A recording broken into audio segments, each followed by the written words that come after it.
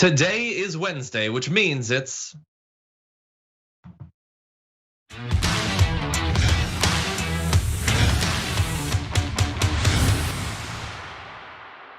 not only Big News Wednesday though, it's also all sorts of other things. I mean, It's Thanksgiving week. We've got Jayar Jackson. I'm shooting from home. Jayar, it's chaos. I apologize in advance.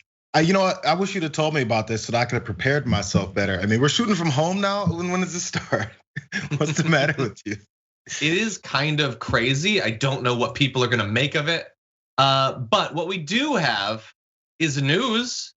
We've got news for you, a lot of it. It's probably gonna be pretty dark, but also very exciting news on this Big News Wednesday. We're gonna be throwing some people in the trash because we don't have a Thursday or Friday show, so we do have to take out the garbage at some point. We're not just gonna let it rot over the weekend. So Jayar is gonna be helping us choose the garbage people of the week. So that's exciting, Jayar. But you know what? Speaking of garbage and trash, I usually like to toss, you guys know I notoriously hate Kit Kats, Three Musketeers, and things like that. For today's edition of JR Candies, we have a new version of Kit Kats, right? What? Cookies and cream. Cookies and cream? Right? What? Right.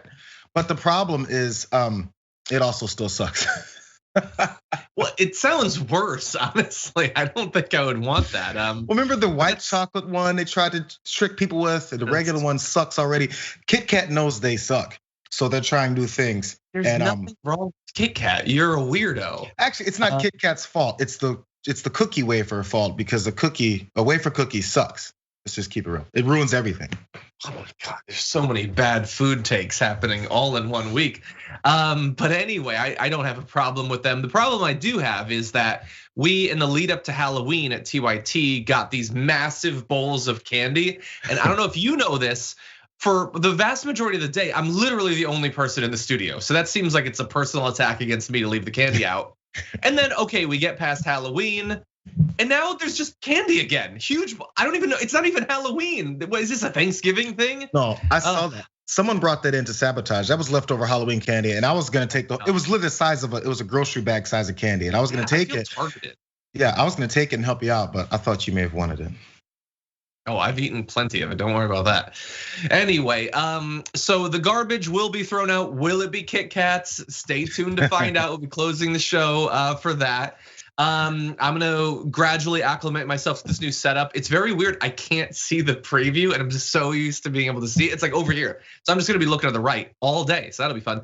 Anyway, we have lots of other news. Please hit the like button, share the stream, all of that. If you want to send us comments, tweet, super chats, all that, we'll respond as we go. But with that said, JR, you ready to do this thing? No, I'm ready.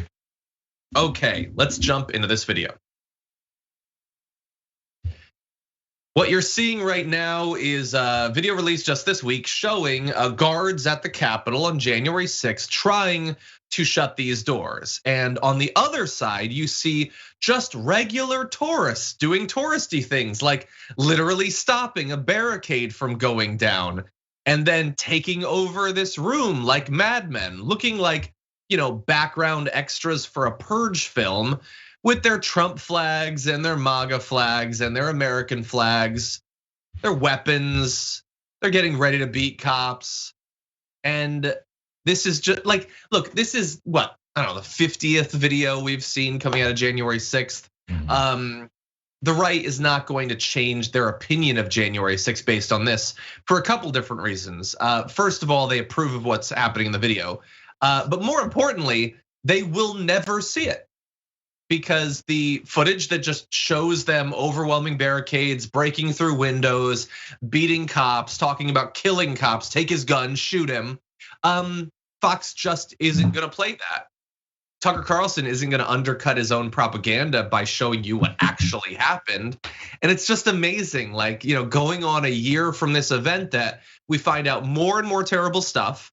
And the only people that will be exposed to it are those who probably already understand to some extent, probably accept to some extent the reality of January 6th, and the rest love what happened, want it to happen again, and will never have to actually take stock of what actually happened. It's weird how it works because Look, there's a back and forth here. There's the people who are supportive of this, even elected officials, the Trumps of the world and the Matt Gaetzes and Jim Jordans and everyone who's on that crazy part of the party. They're in support of what happened on January 6th, but they're doing this whole mix. It's like a hybrid. They're in support of them, but they also denounce it in case they get somehow caught up with it. The January 6th committee is garbage and it's just nonsense. But at the same time, you try to keep them from releasing more things about what happened on January 6th. So maybe it's not all nonsense. They're playing so many different angles on this that the people that support them, it's based on strict loyalty to whatever they tell you to think. So they just keep throwing things at them and keep them confused and spinning. So they never really have a direct thing that they're upset about, a stance, a belief, an opinion, because it's never standard. It doesn't stay in one place. It continues to move. So when someone challenges them, if that ever happens, then they don't really have a good answer. But they do know that they do support or don't support, but sometimes support what happened.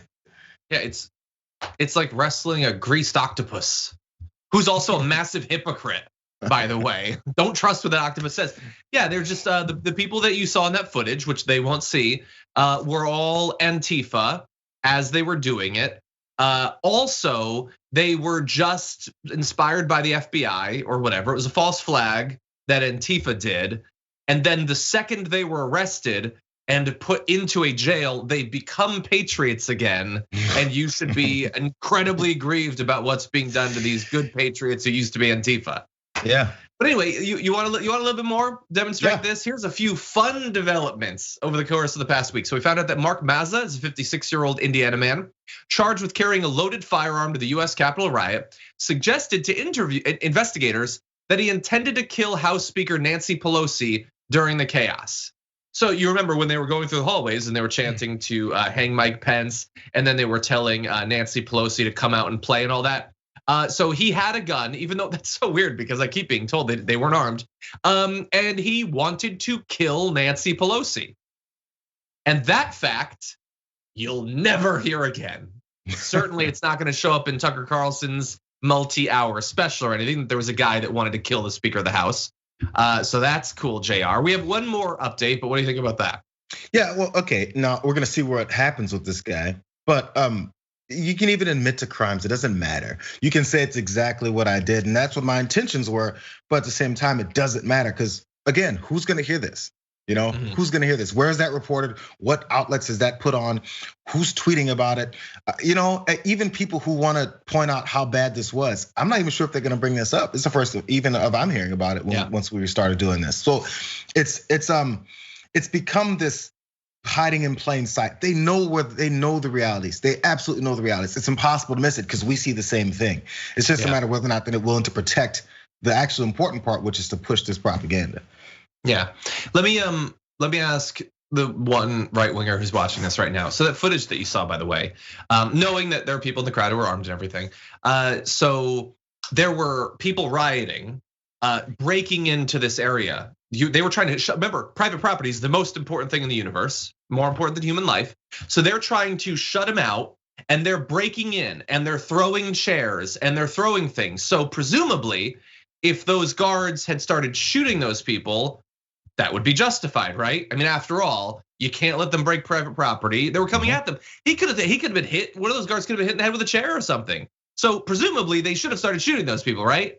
But again, we're pretending that the greased octopus does not have any hard and fast standards, okay? He just slips out, he wriggles out. So anyway, self-defense, very important, sometimes, kind of, depending. Anyway, there was one other fun update. So Kylie Creamer, a top official in the March for Trump group that helped plan the Ellipsis rally. So this is the one that Trump and a bunch of other Trumpies spoke at on January 6th. Directed an aide to pick up 3 burner phones days before January 6th, according to 3 different sources involved in the event. One of the sources, a member of the March for Trump's team, said Creamer insisted the phones be purchased using cash and described this as being, quote, of the utmost importance. Now, bear in mind, and Rolling Stone is being very careful in this, saying there's no evidence that the Creamers or the other rally organizers encouraged or planned violence in the group text messages reviewed by Rolling Stones. Okay, so on the bought with cash burner phones on the text threads, there's no indication that they were planning for violence. Now, what was in the phone calls? I don't know. They're burner phones. We'll probably never find out. But we do know that they were used for some pretty high up communication. The three sources said that Kylie took one of the phones and used it to communicate with top White House and Trump campaign officials, including Eric Trump, the president's second oldest son, who leads the family's real estate business and isn't supposed to be involved in politics, is what I was told. Laura Trump, Eric's wife and a former senior Trump campaign consultant, Mark Meadows, the former White House chief of staff, and Katrina Pearson, a Trump surrogate and campaign consultant. So utmost importance that you have these untraceable phones bought with cash. Really important to totally do normal legal planning stuff, regular above board stuff. Of utmost importance, in fact, to get this done. Why is it of utmost importance to make sure no one can track what you've been saying, doing, who you've been calling, and what's been said on those calls? I mean, we can speculate and say it was for nefarious activities, and when an investigation wants to look into it, we could prove that you weren't doing anything by seeing what you were saying and who you were speaking to and why and when, but none of that has to matter, right? It's just like the conclusion is, well, we can't look into what happened because they bought these burner phones to cover up what happened. Guess it's it. Apparently it was of the utmost importance because it does make it hard to say what actually happened. And by the way, we don't know that anything happened. Maybe nothing happened, but I was gonna give an analogy and I was gonna say like, what would my wife think if she found out that I'd bought 3 burner phones with cash? But that's not actually a good analogy because that would just be the only evidence is that I had the phones. This would actually be like if in January she caught me in a massive orgy and then 8 months later found out that I'd bought burner phones in the days leading up to the orgy. Like the phones are just kind of, I was gonna say the icing on the cake, and now I feel uncomfortable because of the orgy stuff. But yeah, like maybe they did nothing.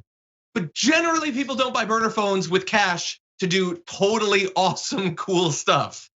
Well, John, at this point, all you gotta do is say that it was your political opponents that was in that orgy and not you, and then it'll be all fine. Your wife will say, "It's an Antifa orgy." That's right. Definitely, it's just normal tourist orgy stuff. Anyway, that's not the only development in this area. Let's jump into this video. Look into what really happened that day. It was a deep state operation that almost triggered an extremely violent event at the Capitol. The terrible events of that day, as bad as they were microscopic compared to what the deep state was actually planning. So that is Alex Jones, a guy who's been doing shows for literally decades, totally gets how to light a shot. And so he's worried that January 6th could have been bad. I mean, like, oh no, it was totally bad. Like I'm admitting, but it could have been worse. But because of the deep state, because of the FBI, I guess. How did they screw it up? I don't know. I don't know. God only knows. They're supposed to be all powerful. They don't explain why. Why did it not get worse? I mean, after all, the Trump people did go in and riot. Anyway, and who does he think was there? Like they will say that the FBI had planted informants in it. Well, the thing about informants is that informants are parts of those groups. They've just also started to work with the FBI. That doesn't absolve the groups. That indicts the group even more. But then who was actually there? Who was actually rioting? He doesn't seem to still be saying it's Antifa, but he damn sure isn't saying that it was Trump fans that were doing that. But anyway, that's just your appetizer. The reason that we're talking about this is that the January 6th committee has asked Alex Jones and Roger Stone to provide testimony by the middle of next month about what happened, and to provide the panel with requested documents in about 2 weeks or so. So we already know that multiple people, including Steve Bannon, have decided that they're not going to participate in what the committee is doing. He doesn't plan to either, and he's going to explain why in this video. The story was Alex Jones and Roger Stone subpoenaed by the January 6th committee. Here's the problem with that. They will claim I lie about something to the committee, which isn't even true. I wouldn't lie. And then they will have the FBI and the Justice Department indict me for lying to Congress. I'm not stupid. So they've been asking why other people aren't declaring the 5th. I'm probably gonna declare the 5th, not because I've done anything wrong, but because these people are political criminals that have an axe to grind and have been bragging everywhere they want to put me in prison, okay? I'm 47 years old, don't have any felonies, any of those issues. I'm a good person, a family man, and I don't intend on spending the rest of my life in prison. No, sir. Don't want to have that happen. And so, I don't want to testify before them because they will lie and say that I lied. And I really do want to testify to Congress. And so if they let me testify live in front of the cameras or depose me on C-SPAN, I will probably do it. That way they can't twist what I said later.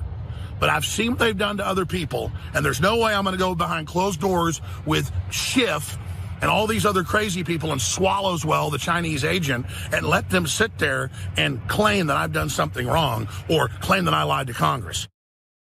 Oh, okay, really fast, Jared, just so I don't forget a few of these tiny points. Totally. Calling Eric Swalwell Swallowswell is just a really weird thing for a guy who claims to be 47, who's definitely older, but a full-grown adult to be saying, that's a weird thing to say. Also, I love the optics of a guy backpedaling as fast as he can while the beep, beep, beep goes off. That's great.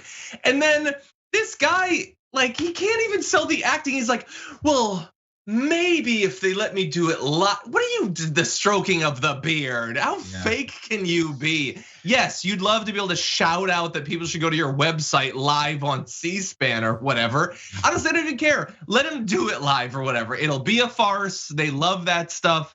But he does have to apparently come in. I don't even know if he knows anything. Honestly, I can't imagine that they would be planning through him this really important stuff. I think Roger Stone is more likely, considering his ties to these different militia groups and everything, to know something. But man, that was some backpedaling, Jayar. Yeah, it's constant. Now, he's a family man. First, let's make sure you know this. He's a family man. So when he talks to his kids, he talks about Swallowswell, and that's a good family man activity to talk about with any of your political opponents. So now, by the way, he's talking about how he wants to have this deposition in private or not in private where they can spin his words. We've seen an Alex Jones deposition when he had to talk about his interactions and what he said and what he did surrounding the Sandy Hook conspiracy theories that he was pushing. Those didn't go over very well. He didn't look good. After we saw what he said, I don't think spin was happening. It was just listening and gasps. And it was, really? Like, that's your defense? This guy's not good at these things. Now, again, maybe the reason is to promote himself and save his show, because we saw him begging billionaires or rich people, wealthy people specifically, for money, because that's gonna change the whole world. So yes, this is probably an audition to probably generate some more attention and money around his show. But I guess the risk and the gain really isn't gonna even out for him, because he's just, it's not even that he's not good at it. The facts just don't line up with you. You can't win an argument when you're just the bad guy. Yeah, and in terms of the facts not lining up, like that video was very long. I had to watch more than 5 minutes straight of Alex Jones this morning. That was a weird experience. But anyway, he said a lot of crazy stuff. He said, so what he was presenting was that this is so amazing that this is a deep state plot. You're familiar with this, but did you know Trump was doing everything he could to stop all of what was going on that day? That's why he sent people to the Capitol. No, seriously, he says Trump asked for the National Guard to intervene and the National Guard denied him. I don't even think Trump is claiming that. I have not heard Trump say that. No, Trump was desperately trying to get the military to come in to save democracy from these FBI informants who are holding Trump fans, but somehow aren't Trump fans. I don't know. He said that the kidnapping plot against Gretchen Whitmer was a false flag too. Both were planned by the same FBI agent. He admits he was working with Ali Alexander, which might be one of the reasons they want him to come in and testify. But it's just too bad that Trump wasn't able to save us as he was desperately trying to do so. It's been pretty obvious. And again, that's one of the main points that people don't know if they're not following how close this has been. One of the main points that they're looking to investigate is who talked to Trump, and also some of those audition tapes, or I guess cutting room floor recordings of him talking about quelling the violence when he refused to do so. And his handlers kept saying, you gotta tell him to go home, Mr. Trump. You gotta tell him to go home. He's like, no, that's the whole point. But you can, now, by the way, you can prove how much he wanted to end this by showing us the tapes. Just show it to us. Trump literally, okay, so we're like 3 hours into the riots. According to them, Trump is like on the phone, like, generals, I command you, save democracy. And then he puts down the phone to the generals and types out on Twitter, if Mike Pence had had the courage to do what he should have done, why would he be saying that if behind the scenes he was desperately trying to stop them? Yeah. The whole thing is just like, but it's not one of the craziest things he said even this week. So it's definitely not going to break through to his followers. The reason it's not going to break through to his followers is because it took you 12 seconds to explain that, and they don't think that long. They just like the idea that Trump was in the right. Like, oh, I've been heard that like this is actually really scary and it's like a bad precedent for democracy. Wait, it was, but we're the good guys in it. Yeah, that's pretty appealing, I guess. If your brain is made out of moldy butter, yeah, that's gonna appeal to you. Anyway, John, I got icing on cakes and moldy butter imagery from you already today, man. This is a disaster. Don't mix up the icing and the moldy butter. Okay, you'll ruin your cake that way, or your cakes. Anyway, okay, we gotta take our first break. When we come back, Kyle Rittenhouse admittedly has been through a lot, not prison, unfortunately, but he's been through a lot. Thankfully, he does have a new buddy. We're gonna show you after this.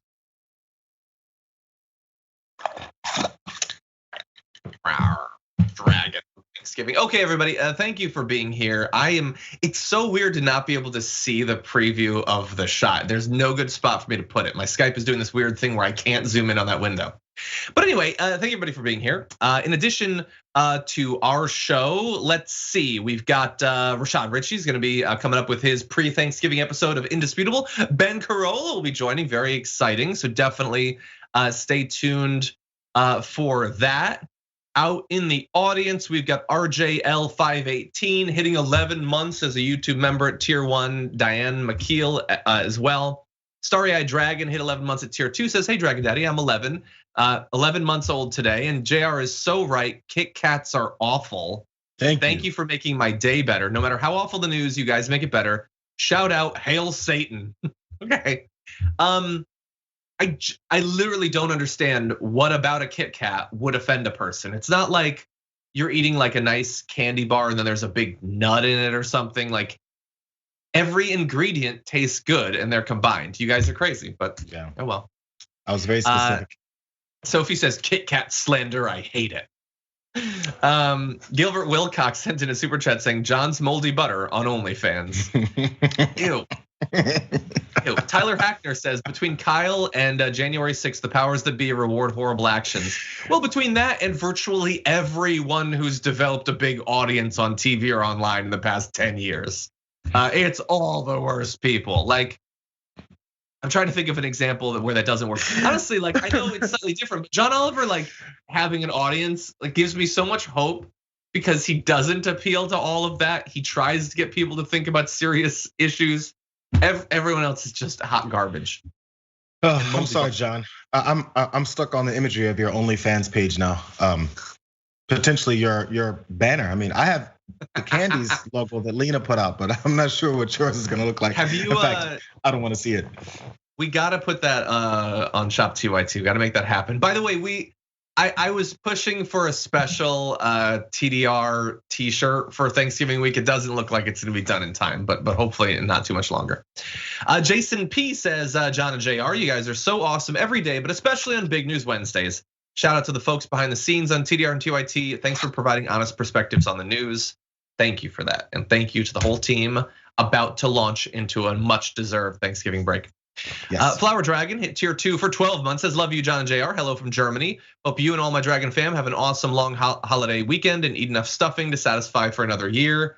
I plan on it. John's icing only fans at Gilbert, stop it. Stop it, Gilbert. Thank you. Franklin Sharpslicer says, then they may as well be done and petition the dissolve of the Republican Party with little resolve. And another thought I bring to you, maybe the Democrats should do so too. Happy Thanksgiving, Dragons. Peace. Let's see. Tyler Hector says, Rittenhouse, I'm not racist. Also, Rittenhouse appears on racist program.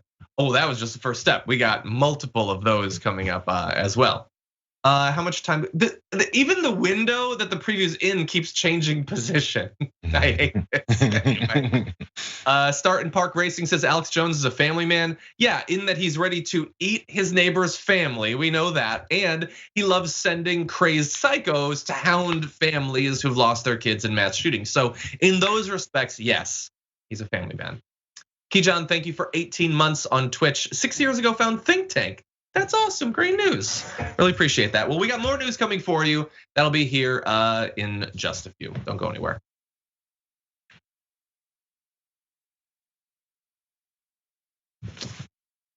Okay, everyone, prepare yourself. Jump into this video. I know you met with Kyle Rittenhouse. By the way, I have to say, Kyle, I got to know him a little bit. He called. He wanted to know if he could come over and say hello because he was a fan, unlike the other guy. He came over with his mother. Really a nice young man, and what he went through, that was prosecutorial misconduct. He should not have had to suffer through a trial for that. He was going to be dead. If he didn't pull that trigger, that guy that put the gun to his head, in 1/4 of a second, he was going to pull the trigger. Kyle would have been dead. He's a really good young guy. He's 18 years old, just left Mar-a-Lago a little while ago, and he should never have been put through that. Okay, so that video serves as a reminder of a few things. One, that Trump was encouraging vigilantes all throughout 2020. You might have forgotten that too. He doesn't actually explain why that would have been a bad thing. I mean, that guy had a gun pointed at Kyle Rittenhouse and was about to pull the trigger. Kyle Rittenhouse had a gun pointed at him. If the first gun justifies the second one firing in self-defense, why does that not work when you flip it? I mean, after all, if the first guy had shot and killed Kyle Rittenhouse, he was saving his life. Kyle was about to kill him. You're even saying he should have killed him. But again, there are no standards here. The overall point, though, Jayar, is that he's very happy to have Kyle Rittenhouse as a fan. Now, we're not supposed to assert anything about his politics or how that might have played into his decision to go to Kenosha, but we do know he's now made a documentary with Tucker Carlson, and he flew across the country to hang out with Donald Trump. So, but don't learn anything from that, Jayar. Don't try to draw any lessons from that. Well, the one thing you can learn from what the former president was saying there was that the judicial system doesn't need to exist. He said he should have never even gone through that. He should have never even put on trial. So what do we do when someone gets killed? What if it's someone that you don't like? What if it was the congressional shooter who was shooting the Republicans, who was more left-leaning? Should there be no trial? I mean, we know that he got caught up and everything. So should we just not do it? I mean, is it across the board? Is it we don't have any trials and there's no arrests, there's no convictions, there's no charges at all for anyone who shoots anyone in the country? Or is it only who you deem shouldn't have a trial? Yep. It sounds like authoritarianism to me. It sounds like it's supposed to be based strictly on your politics only. That's not a judicial system. That is a punishment system for people who disagree with you, and it's a release system for those who agree with you and do your bidding. That doesn't sound like America to me, but for some reason we're accepting that as a normal thing these days. Yeah, again, we want these standards. I will just Google grease octopus. You should know how this works by now. So look, I personally think that the cop that shot Ashley Babbitt, they did an investigation. They definitely should have done an investigation. Not according to Trump. It was self-defense. They shouldn't have even investigated it. It's a bizarre thing to say. The whole thing is bizarre. And look, now the photos are out. You've got Kyle Rittenhouse doing the Trump thumb there in that photo. He's posing. That guy was president. It's insane. There's a photo of him and Kim Jong-un in the background. You've got this next photo is Don Jr. didn't make this. I doubt he knows how to load Photoshop, let alone Photoshop something. But the son of the former president is just a guy that gets memes and posts them online. That's what his life is now. So yes, so not only would Kyle Rittenhouse not go to jail for killing multiple people and putting himself in a position to do that where he never should have been, he should actually be honored, the greatest honor that an American should get. And they are joking in that it's a meme, but they're not joking in that, yes, to the Trump movement, these are the best things you can do. There are two people they admire. I talked about this on the pre-show. Ashley Babbitt and Kyle Rittenhouse, for two reasons. Ashley Babbitt was willing to die for Trump. Kyle Rittenhouse was willing to kill for Trump and the MAGA movement. And that's the point of you. You should just give the elites what they want, by losing your life or taking a life. And then you do all of that and then they stay rich and they stay perfectly fine. They're never gonna be involved in any of this. But that's the function that you as a tool for this movement should serve. Yeah, make no mistake, this is a call for more Kyle Rittenhouses. It's happening. JD Vance did the same thing. He says a real man does what Kyle Rittenhouse did. Kyle Rittenhouse, I thought was a boy. When he was crying on the stand, I thought it was, this poor kid. He's just this kid. He's this kid. Now he's a man. And every other man should be like Kyle Rittenhouse. He's 18 years old, as Donald Trump said. Now he's a man. Now they're making shout outs to their foot soldiers to be more Kyle Rittenhouses. This is the only thing they need him for. They need him to be this face. Just like the qualified immunity things that they push for police officers to attract them to the job. You're gonna get away with things if you come and work for us and do the things that we think you should do. You should commit violence. And after you commit violence, you should get off, just like Kyle Rittenhouse. This is a perfect scenario. This is what we need. This is a call for more of this, and it's blatant and it's open. There's no mistaking about it. The people that are watching, that are supporters of this guy, are going, sounds like a good idea. Am I a real man? Yeah.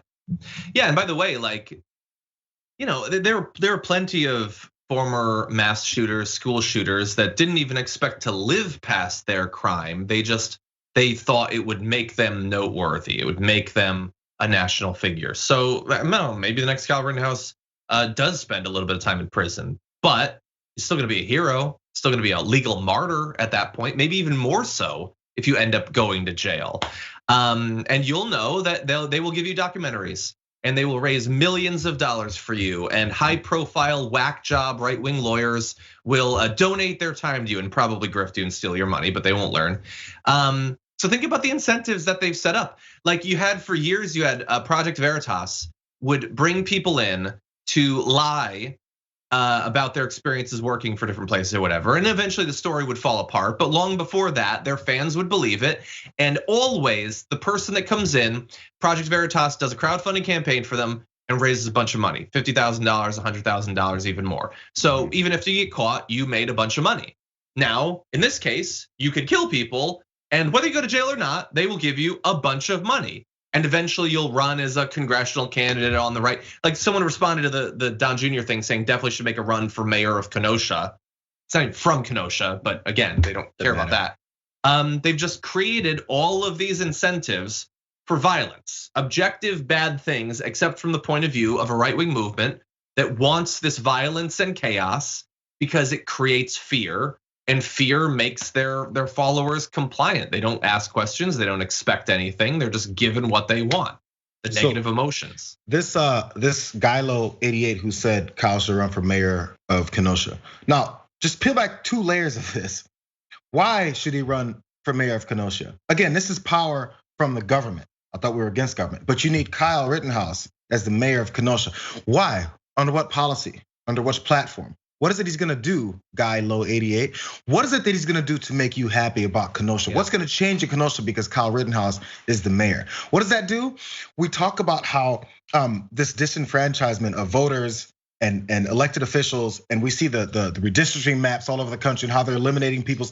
There's power in who holds positions in the government, but they're trying to act like the government's all these evil entities of people that you disdain and oppose. No, they want to implement and put people in these places because there's a stranglehold on which kinds of policies will disenfranchise certain people that disagree with you. It's not, hey, it's gonna make things better for everyone in Kenosha. It's he will continue to stomp on people that they dislike and promote people that they do like.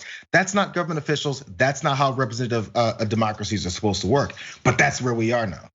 Without even thinking about it. It's just he should be mayor because he's gonna push our policies and make it more unfair. That's what you're looking for? There are literally no expectations. Like what do they support Marjorie Greene because she spent years as an activist coming up with like novel legislative solutions to her constituents' problems? Are they like Madison Cawthorn or Matt Gaetz?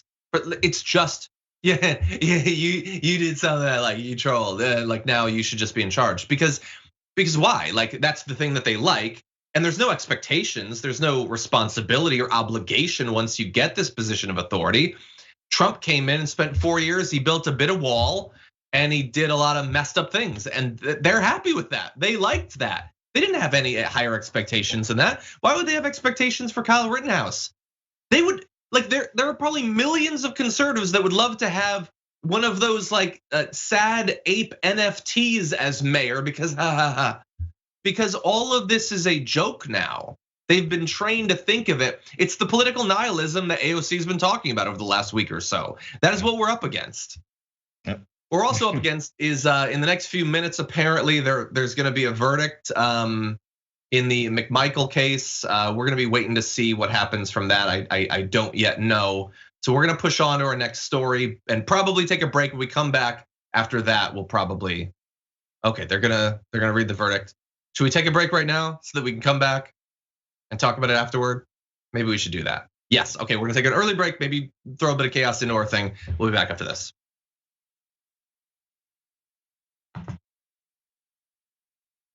Okay, apparently it was fast deliberations. Read into that, whatever you want. Let's go to some comments, and we're gonna be trying to keep track of this. Whoa, Stephen Turner sent in a big old super chat. Thank you, Stephen. Says 2.5 murders is prosecutorial misconduct. He's as delusional as ever.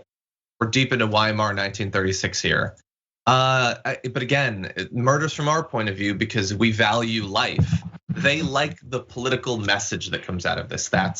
That's it. Like you might see, in Wisconsin, the guy drove into a holiday parade. We think of it as a tragedy.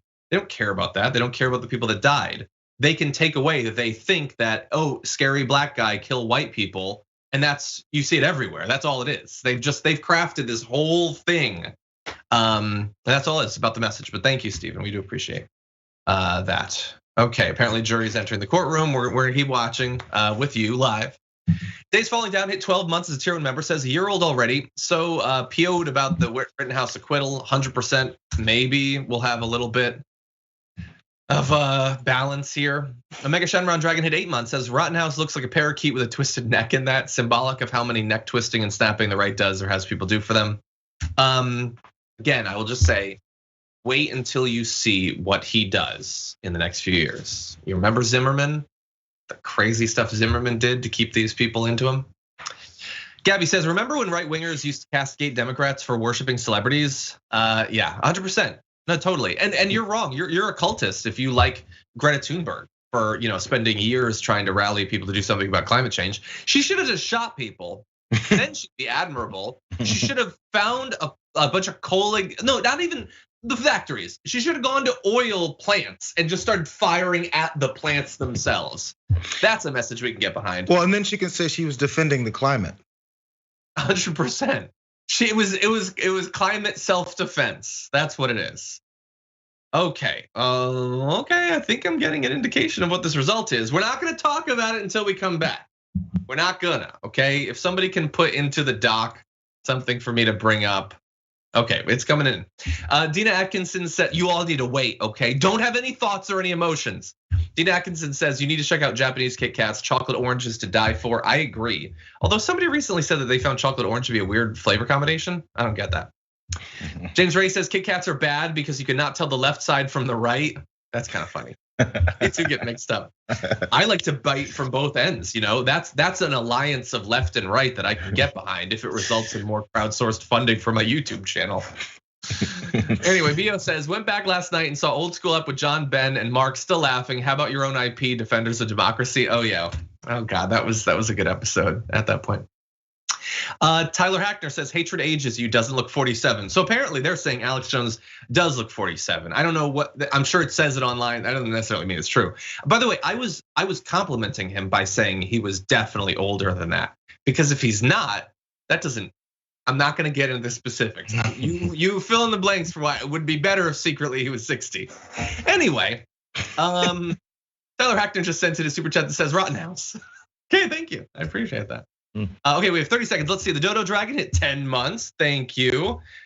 No better way to celebrate 10 months than to see John's 28-inch pythons and that white Vin Diesel T-shirt. Let's go Lunchbox. There are some major factual errors in that. First and foremost, it's not a T-shirt. Second of all, yes, I did get it from Vin Diesel. This was an early Christmas present from the Diesel. He's a good guy.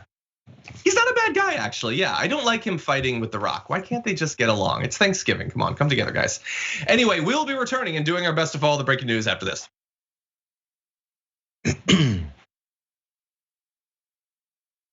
Okay, so while we were in our last break, we've started to get details. The details are still super sketchy. Do we have anything more before I launch into this? We just have the one result? Okay, then we'll go with that. Okay. The verdict is now in, literally being read as we're saying this, in the trial of the McMichaels, the gang of white men who decided to grab guns, jump in a truck, hunt down and murder Ahmaud Arbery. As of right now, Travis McMichael has been found guilty on all counts. Greg McMichael's verdict is being read. I am not the savvy, legal mind you need. We could bring in like Adrian Lawrence to figure out ahead of time why they would be different results.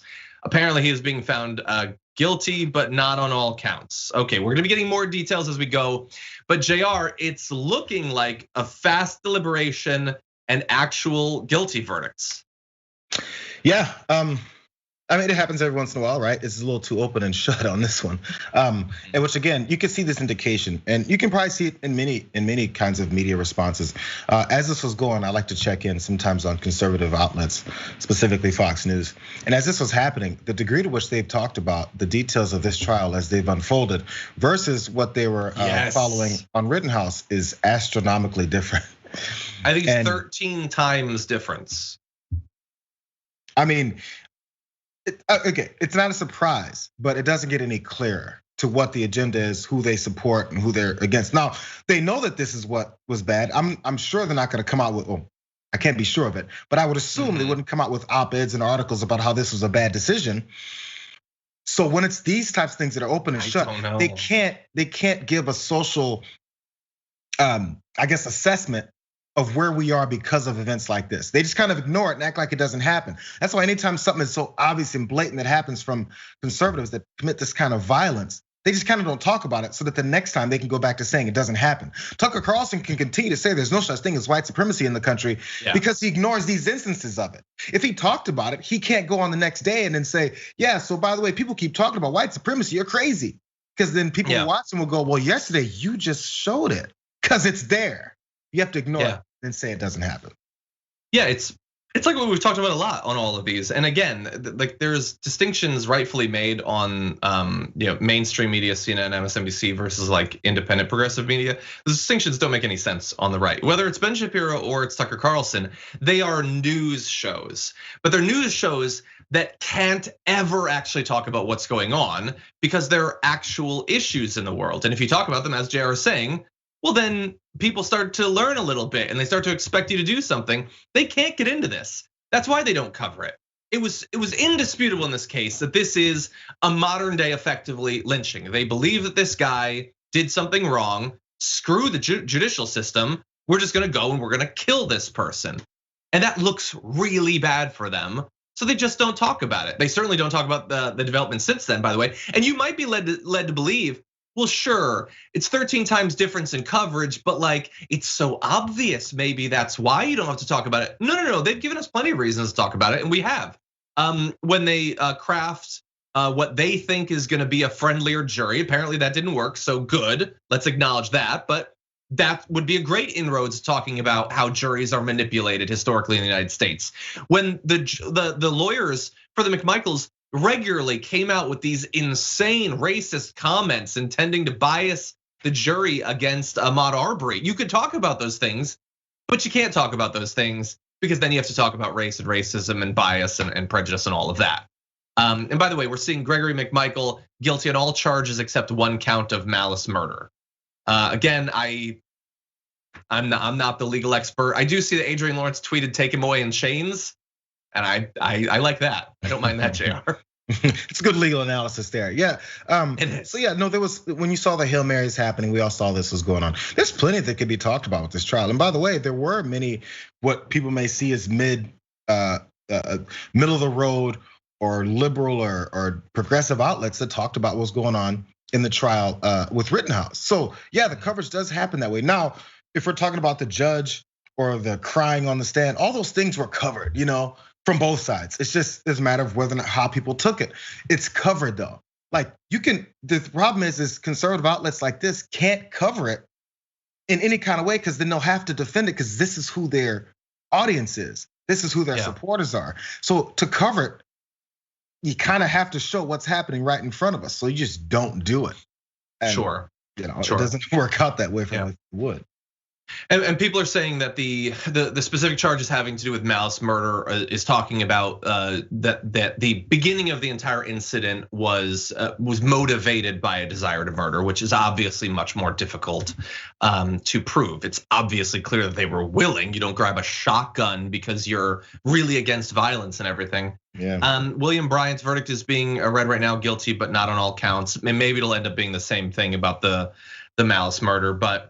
Now, William Bryant is the one that was filming, right? Who was the third? I believe that that's true, the non-brother. And so look, this is more like justice, but it's like potentially an end, but it's still like Ahmaud Arbery doesn't come back.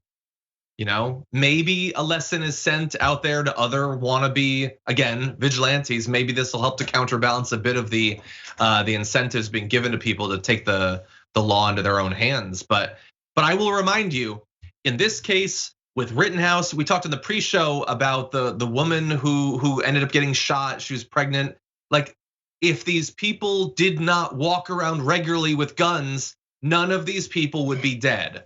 Okay, Kyle Rittenhouse was not going to have his head bashed in with a skateboard. That simply is not going to happen, especially if he's not in Kenosha. If they hadn't had their guns, Ahmaud Arbery would not have killed those 3 men with his bare hands. And probably they wouldn't have killed him either. The guns allow things to escalate instantaneously to death. That's what happens. We need less guns. There's a lot of other stuff that we can talk about, but that is a clear takeaway. In all of these cases, people's lives would be better.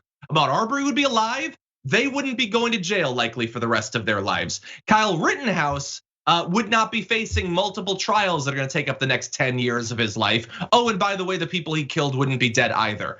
The world would be a better place if these people weren't convinced that they need to constantly be armed for war. Well, we convinced them first they need to be afraid, number one.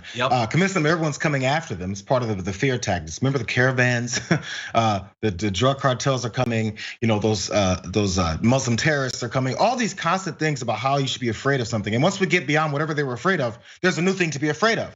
So that's why the masking things are happening. That's why the anti-vaccine stuff is happening. You have to always be afraid of something. And regardless of what you're afraid of, when it comes to medical issues like we're talking about here, to immigration issues, to economic issues, to your job security, all of it ends with, but you gotta have your gun to make sure that doesn't happen. It all circles back to, but you gotta be violent in response. Now, the easy way to be violent is have a gun. If you have a skateboard and you have to beat someone to death, that's gonna take a lot of blows to the face and the head, and that's gonna get gruesome. And it's probably gonna be burned into your brain for the rest of your life. Or if you're gonna jump on somebody who's running through a neighborhood, you gotta beat them to death. That takes a lot. And are you willing to do it, or can you just squeeze this trigger a few times and that's easier? 100%. It's the coward's way to do it.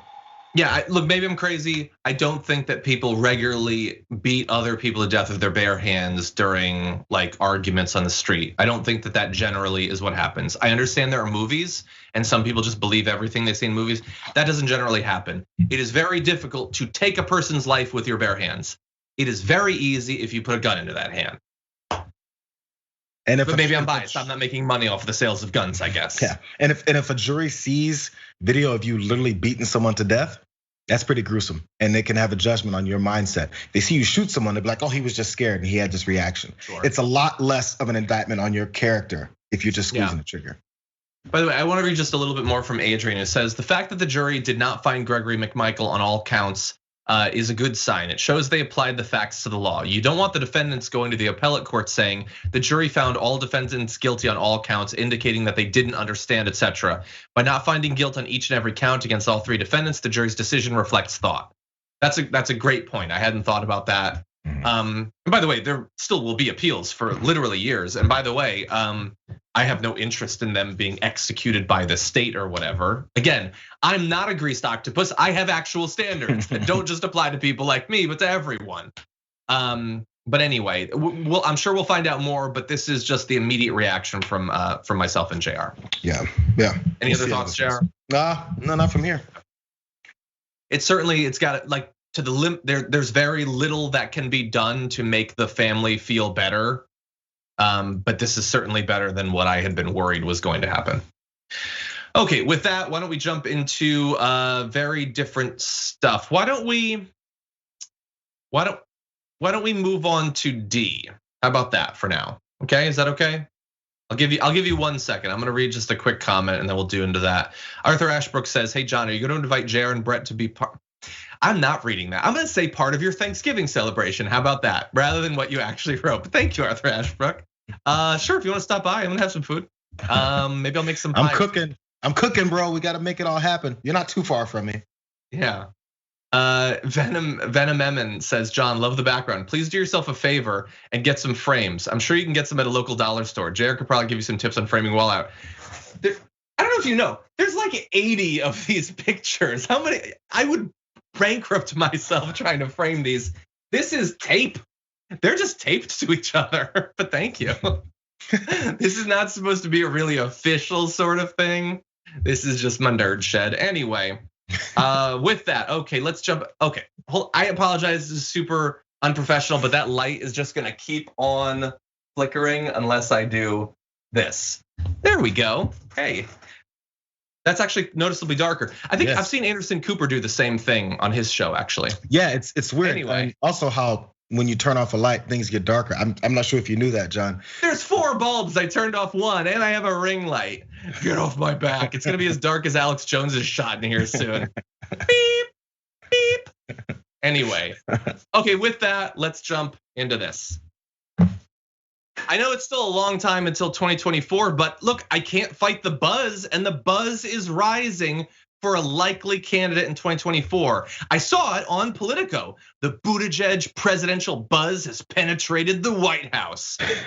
But I have to say, in this case, I'm pretty sure it's like Scream. I think the buzz is coming from inside the house, actually. I'm gonna read what's at the bottom of this thing. So it said, okay, oh, we should have kept the picture. I want you to get the full effect. Anyway, since 2010, he has run for treasurer of Indiana, mayor of South Bend, chair of the Democratic National Committee, and president of the United States. Yeah, how many of those did he win? Anyway, at 39, he's one of the most omnipresent and newly powerful members of President Joe Biden's cabinet. But he says he's not thinking about what comes next, even as he's buzzed about a potential Biden heir. This is not about him. He's not getting ahead of himself. He just loves transportation. Dude loves trucks and trains and planes. That's why he's there. It's not a stepping stone. It's not to set up a run or whatever. And he is just as caught up in this thing as the rest of us. Everywhere you go around America, you hear it. Pete, Pete, Pete. And eventually they're in the White House. So they're like, we can't work. And they open up the window and it's Pete, Pete, Pete, and you can't deny it, Jayar. The buzz is sweeping the nation. I woke up thinking about Pete Buttigieg this morning. I mean, the buzz was there. It's crazy. There was a bee that flew by me. Instead of buzz, I heard Pete. It's crazy. Like the buzz is real, bro. Pete. So this again, we always know this about any politician. This is not a Democratic versus Republican thing. Anybody who has these aspirations for president, they have a long process how they were thinking about how they can get there. So do we really think Pete Buttigieg would even be in the position that he's in now in Biden's cabinet if he didn't run for president and have that, I don't know, window of glory that most presidential candidates have when there's a big field of in the primary? You know, everyone had it. Look, what was it? What's our doctor? Who's our doctor? The brain surgeon who tried to kill his mom. I'm blanking on his name. About Ben Carson? Carson had a moment of glory in the Republican primary. That's true, he did. Everybody gets their moment, except for, of course, the bottom tier guys.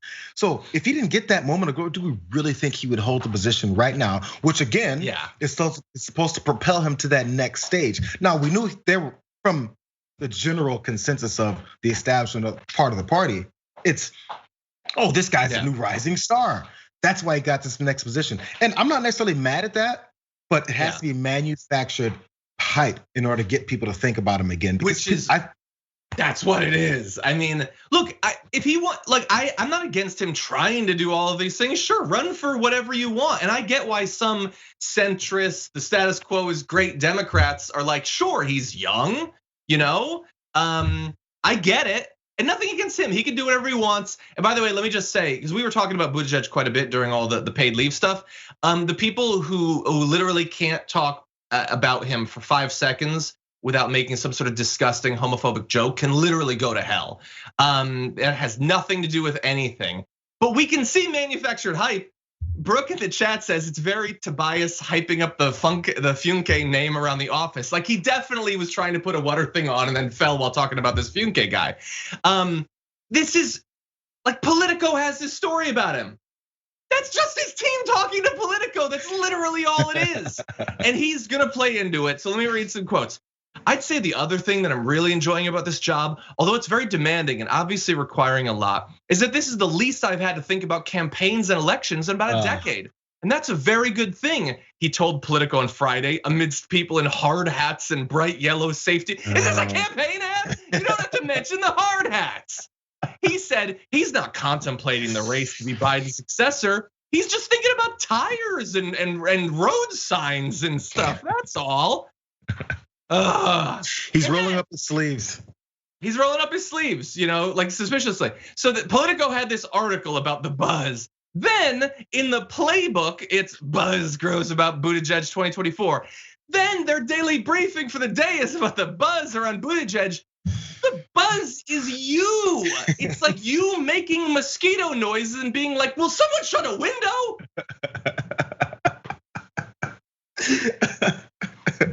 I'm not sure what else there's more to say, man. It's I can't follow that. It's really good. It's pretty straightforward. The question then is this because of supporters of Pete are working at Politico or people who wrote this specifically, or because they're like, well, this is the next best thing, and they really do think there's buzz? Because sometimes it's manufactured buzz, but they really do think it's real. Sometimes people buy their own BS. It's just what it is. And that's the only question left, is because this is a little early. Isn't it supposed to be after the midterms when the buzz starts? And honestly, gotta get out in front. Even if I'm thinking that he's tired of running for office because it's been 10 years of his life, my very next follow-up is, so you're not gonna run for anything else? Since you're tired of running. Definitely. By the way, I'm glad that you brought up the timing. Why? Let me ask the audience. Why is this coming out now? I think there's a fairly easy answer to that. Do you know what it is? And I'm not saying these are connected. There's been a lot of negative stories about Kamala Harris and she's getting really unpopular and she keeps tying herself to all these really unpopular things. And he talks about, I'm glad to be working on the same team as Kamala Harris, literally putting himself on the same level as vice president. Look, whether he is playing into that, I have no idea. But he's definitely exploiting an opportunity. As soon as that Kamala Harris starts coming out, that stuff starts coming out, his team is like, did you hear there's buzz? West Wing, East Wing, Rose Garden, everywhere we go, a lot of buzz about this Buttigieg kid. John, you keep Kim with these conspiracy theories, bro. You're gonna have to put on a tight shirt and start growling at people. Listen, I'm gonna let you guys know. Beep, beep, beep. Anyway, sure, run. And that's why, I'll have more to say as we get towards that campaign. Don't worry. It's weird who the buzz tends to go around in DC and who it doesn't. All I'm saying anyway, is wealthy people. We're out of time, unfortunately. We got to end this first hour. We'll have more. So don't go anywhere. We got lots more news, including Garbage People of the Week. That'll be coming up for you on Twitch, YouTube, and the Members app after this.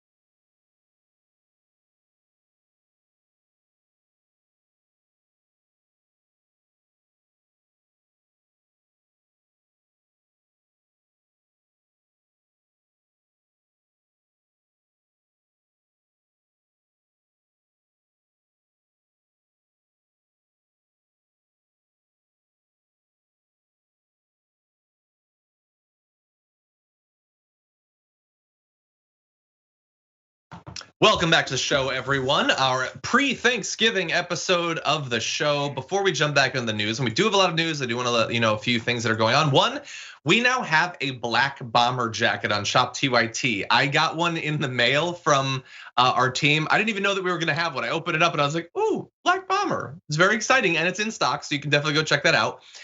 There should also be patches that you can put up, you can customize for TDR and Indisputable. I believe both of them are up. So definitely take a look at that. How exciting is that? I'm not excited. Anyway, how dare you? Well, then All you're I'm not gonna get a saying, jacket. but you know what? I think that's the first problem, John. That's already been established that I'm not getting a jacket. Okay.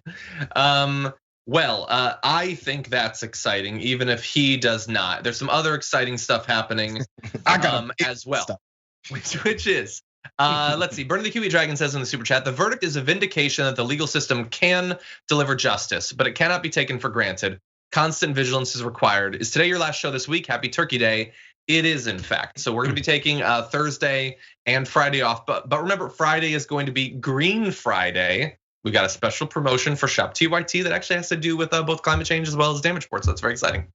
Robert Salazar sent you a super chat saying, what does grease octopus mean? I Googled it and didn't find anything relevant, nor would you. But it's the concept that I just made up of a greased octopus who's also a massive lying hypocrite. You can't expect him to stay on the same position across different situations. That would be unreasonable. Anyway, Billy B hit 14 months on Twitch. Thank you. Dog Barker hit 13 as well. You keep barking. You keep. Brandy Lou started us off this morning with 10 subs gifted. Thank you. Curly Burb hit 16 months, says, hey, John and Jayar. Thank you. Hey, you as well. Lefty0257 hit 2 months, says, hi guys, great show so far. Thank you. It's downhill from here, but I do appreciate that. And Lynn Ann hit 12 months, says, I'm thankful for a year with you all. Also, Reese's are best. Reese's are very good. That is true. Big Leb says, after 14 months, says, hey, John, did you enjoy the first episodes of Wheel of Time? I've only seen the first 2. I'm watching the 3rd tonight. So far, yes, I'm quite happy with it. And Brooke Marks in the Twitch chat says, we picked up some greased octopus comics while we were in Tokyo. Yeah, I remember. I remember. Anyway, with that, why don't we jump into some news? Hold on, I need to put up my preview thingy because I have no idea what's going on. First you F around and then something happens after. I can never remember what the second step is, but there's some doctors who know because they were very anti-vax. They actually had a convention on November 6th called The Day the Earth Listened, organized by Dr. John Littell. That they went to. Now, Dr. John is notable for a few reasons as a doctor. First of all, he says that masks don't work, which is, I think, a new position for most doctors to take. He promotes ivermectin as a COVID-19 treatment, despite the fact that it hasn't been established to do anything in regard to that. So Dr. John Littell, as well as hundreds of other people, met up for a convention. And Dr. John Littell has now told the Daily Beast that 7 of the attendees have now tested positive for COVID-19 or had symptoms within days of the gathering. The Daily Beast reported that they were all doctors. One of those doctors is Dr. Bruce Boros, who said in a speech at the end of the conference, I've been on ivermectin for 16 months. My wife and I have never felt healthier in my life. I've never been healthier, and no worm in my body has ever been unhealthier than after these 16 months. He's now very ill at home, which I think is a tragedy. I think that any of these people needlessly getting COVID is incredibly unfortunate. But this is their grift. Boros had told the conference he was mad at his 97-year-old father for getting the vaccine, saying his father had been brainwashed. He was 97. If he came within a country mile of COVID, he would die at that age. So yes, thank God that he got the vaccine. He was smart. The brainwashed people met at that conference, and some of them, unfortunately, are quite ill right now. That's how it works. I mean, it's becoming a badge of honor, right? Aren't you supposed to get COVID so that you can prove how not harmful it is, because it's so harmful when you take the vaccine because they put a little bit of COVID in you, and then once COVID's in you, it's totally bad. But it's not bad because it doesn't kill It doesn't matter. I'm a doctor. Masks aren't necessary. This is the grift. Again, it's just like we were talking about earlier. If you come at one particular thing from 4 different angles, your supporters don't know which one to glom onto, so they just choose whichever one fits their narrative at the moment to keep them paying you for the stupid things that you tell them to say. And of course, if you get COVID, oh my God, that doesn't disqualify you from having any kind of authority over this subject anymore. It just means now you're Superman. I guess you get those superpowers. I don't want people to get COVID. I've had that position. Again, I'm not the octopus. I've had that position for some time. I wish more right wingers would sign on to it. By the way, really fast, new Yahoo poll shows 74% of Americans feel that their lives are at least somewhat normal again. That's probably good. Some of them are probably endangering themselves a little bit by prematurely thinking their lives can be totally normal. Only 71% say, 21% say very normal. 53% say somewhat normal. And I would say, I think, Jayar, I'd put myself in the somewhat normal. I was literally gonna ask you where you fall on these percentages. Well, where are you? You are somewhat normal? Very normal, somewhat abnormal, very abnormal. It's between somewhat normal and very normal for me, actually. Okay. Because I guess it depends on the degrees that you were going through at first. Like my parents were, I don't know if they still are. Sorry, you guys, if you guys are watching, they were washing the things that you get from the grocery store, right?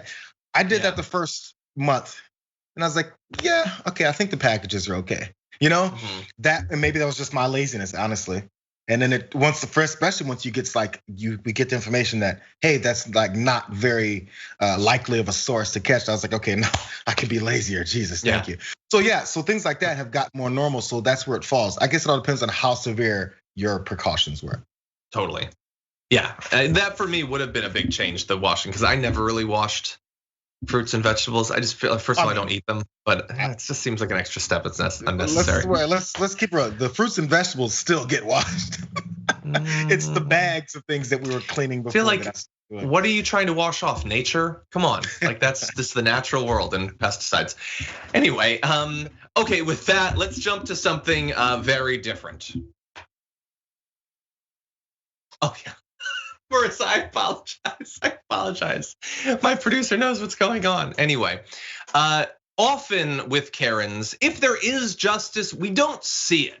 We see the video, we see the interaction, them interfering with people's lives, usually with racist overtones, and then we just hope that karma or justice actually happens. Well, in this case, you don't have to wait. It's the fastest turnaround I've seen. Take a look at this. Are you recording? Are you recording me? Do you have permission to record me? Do you have permission to record me? Do you have permission to record me? Do you have permission to record me? Well, you don't have permission to smack people. I don't care. She don't have permission to record me. That's okay. I already have a lawsuit. I have another lawsuit. Okay, so the best thing that could have happened is none of that happening. That would have been the best thing. But the second best is that seconds after the woman with the Trump flag smacks the phone out of another woman's hand, instantly cops calmly, they're not body slamming or anything, they're just walking her away. They couldn't have been more than 10 feet away. Why was the woman slapping a phone out of someone's hand, Jayar? I was wondering. I was like, they're right out of frame. This is. I don't know the background of this woman, but I don't. This is definitely the quickest response I've ever seen of police when a crazed MAGA Trump person is acting out, because we know our cops have slow response times when it comes to certain folks, but they came right to her, and apparently she doesn't care. They're like, oh yeah, you gotta come with us. I don't care. Yeah. Okay, well, you should have just come to us. Why do you think? Does she expect that it's just gonna be a little bit of a talking to? I mean, she arguably was trying to destroy property that cost what, at least $300, maybe $1,000 or more. Like phones are not cheap, like smacking out of someone's hand.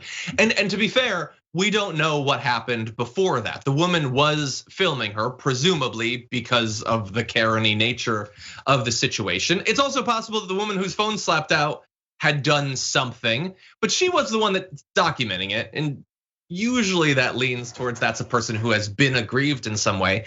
But yeah, why do you think that the woman didn't mind the cops taking her away. Like usually when you're in an airport, and by the way, this was at the Phoenix Sky Harbor International Airport, you're there because you sort of need to be, you have something you need to do. Right. She seemed like everything's just fine, just do whatever you want. I can miss this flight, it's okay. I only paid $582 for it. I know, it's such a waste of money and the plans being thrown off and everything. Oh, geez. Yeah, again, like you said, we don't know the background. We don't know where the altercation started. Yes, all that. But there's this, I don't know, normal people have a different heightened awareness in airports to not find themselves in a bad situation there. Like just going through a security check, I always have to do this stuff on my head because they think there's like cocaine embedded in my dreadlocks. Oh my God. Have you ever do that? You have to touch your head. And there's a paper swab. You have to rub your hand on it to make sure there's no drug residue comes off. I guess it turns purple or something. I have no idea. It hasn't happened, so. It has not. I mean, the purple residue hasn't happened yet because I don't keep the drugs in my dreads. Good idea. Like when I eventually grow dreads, which eventually I'm going in that direction, I will try to keep them out of the drugs. Anyway, okay, with that, we are rapidly running out of time, but I want to make sure that we talk about this at least briefly. So let's jump into this video. And then as you talk about, and actually I talk about today, I had an ex that I dated and there was abuse in every way there. And that's something I actually told the president and the first lady about. And they did nothing, if it didn't affect them. And as long as I was keeping quiet and being good, then I guess that kind of behavior was okay. And again, I should have known. We had another issue like that in our White House that went largely ignored until the press pointed it out so much that that person had to be let go. So that is Stephanie Grisham, previously worked in the Trump administration in multiple positions, including as press secretary, talking about raising the fact that she had been abused in multiple ways by someone that the president and the first lady knew, and they just didn't care. They didn't do anything about it. Now that's bad enough by itself, but this actually gets a little bit worse because that individual who's Max Miller is running for Congress, had been endorsed by Trump after knowing this. And then we have Sean Parnell, who we talked about on the show yesterday. He was running for Senate in Pennsylvania. He has now dropped out after losing a custody case against his estranged wife, who says that he abused her too. Trump had endorsed Sean Parnell too. Okay, so it looks really bad for the GOP to have multiple abusers running for office. One of them, Sean Parnell, is not running anymore.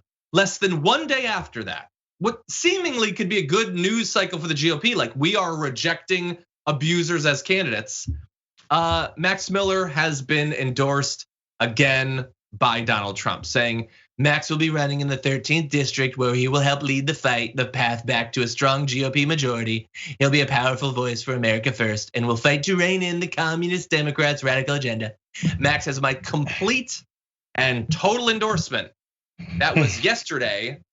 He has known that Max was abusing Stephanie Grisham. He's known that for a very long time. He has doubled down. I love this abuser. You should vote for this abuser. Complete and total. No reservations about anything he's done endorsement, Jayar. No, because that's the thing. Remember when usually it was like sexual scandals were a thing that would eliminate a politician or a politician, a person who wants to be a politician from their runnings. Just the simple thing of cheating on your wife or being caught up in some kind of texting scandal where you talk about dirty things with each other. That was enough because like, oh man, his character, if he's not a family man, then what do we get? How can we trust him in our government? Now, somehow sexual assault or domestic violence, abuse, verbal, physical, all that doesn't really disqualify conservatives from running for office anymore, or even from their base. You know why? Because they've cultivated enough people within their support group that are abusers, that are sexual assault people, who are verbal and domestic violence people. Or if they're not that, they support those people. So if you know your audience, that means you got to go ahead and stick with them through all this. So you got to promote those same types of people. And they are. Max Miller, Herschel Walker, a bunch of them facing it. Just these used to be things that would end candidacies, and not anymore. Okay, are we ready to close out this day, this week, right? Marissa, you want to give me the signal when we're good? Okay, well with that, it's the end of the week, sort of, so it's time to take out the trash.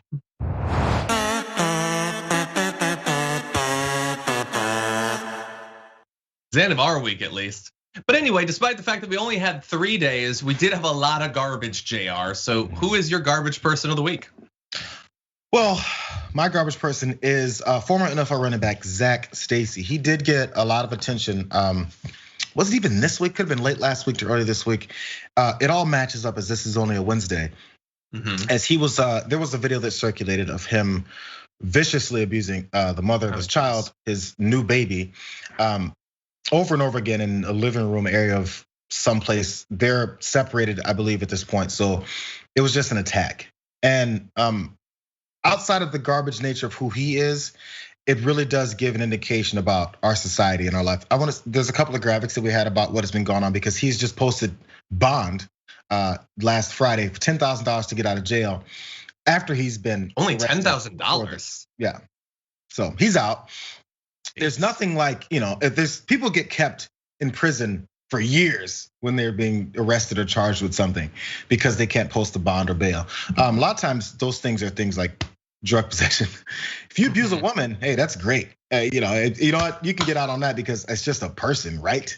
It's just a direct consequence of what you've done to someone else. Anyways, he's been released on that. She talked about how she was very afraid and she said she bullied me for so long that at one point I believed it was my fault. This is what the mother of his child said.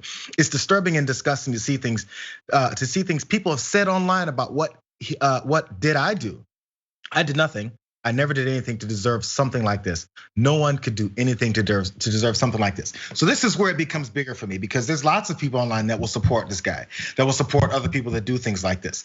She also went on to say the physical abuse began in May. I didn't report it. I was pregnant at the time and I wanted my son's dad to be there for me and for the birth of his first child, so I forgave him. Now he's there. What's he doing there for? This is the mindset of people who get abused. And these are the people that we attack and target and say, how could you, what'd you do? How'd you anger this guy to do what he did to you? Instead of going, hey, you have a friend like this? If your buddy's the one who's supporting Zach online and doing and supporting other abusers, your boy just might be one of these abusers. If you don't see anything wrong with what we saw in that video, which is too egregious to show, you just might be the same type of person that you're defending. So separate yourself from people like this. And lastly, according to police reports, Evans, who was the mother, emotionally distraught with tears in her eyes, had suffered multiple injuries to her face, torso, and legs, which included bruises and scrapes. It was horrible what we saw. And it's rampant in our society. And it's rampant in our society because so many people are okay with it. Yeah, and we don't take it nearly serious enough. I mean, the fact that the bond was only $10,000 after, I saw the video. I can't believe that she didn't have worse injuries. Yeah. She was thrown through pieces of furniture. It was like I've almost never seen a video like that of regular people fight, like not fighting. It's one person attacking another, but so violent. And yeah, we don't as a society really take it that seriously. There have been attempts to, like bills recently having to do with domestic violence. They almost never get anywhere. We think it would be a terrible injustice to take a guy who routinely beats his wife and stop him from owning a gun, even though we know it's a major predictor of spousal murder. We just, as a society, just don't really care. And a big highlight of this, sorry, my last thought, is we just talked about these people that are running for Congress or Senate and how Trump is continuing to support them. They've been accused of it. They've been by their former partners of this. So the arrests and all that stuff haven't happened. But the accusations of this are brushed over so easily because when we see real cases of this that are openly and blatantly shown to us, we still don't care. So why would we care when there's accusations? And they know this. This is why this cycle of hate and violence and anger continues that we accept because it's just not happening to me. If that's your mother, if that's your sister, if that's your aunt, if that's your daughter, I bet you have a different response. One would at least hope there. Yeah, no, that's a very appropriate garbage person. Mine is gonna be a very different tone, so get prepared to possibly break your neck as we switch from your tone to mine. For my garbage person of the week, I'm not choosing one. It's a holiday, give me more than one. I'm choosing literally everyone on stage and off stage at Fox News's Patriot Awards, because I came across this video that shocked me in the same way it shocked a lot of people, that was just so cringy that I just can't take it. Take a look at this. In the other Hollywood, Fawning reporters ask kale-eating celebrities, who are you wearing this evening? Well, at the Patriot Awards, we show them. Oh, I see you in the 5th row with 3 masks. Oh, Dr. Fauci, thank you for coming. We were not going to let Florida descend into a Faucian dystopia. Cause we don't be speaking German or living under the flag of Japan. America, as I like to put it, is simply the awesomest. And I have a pro tip. If you don't love it, you can always leave it. How many other countries have like dog movies where everyone cries? Well, exactly. There's no other place where countrymen root for each other.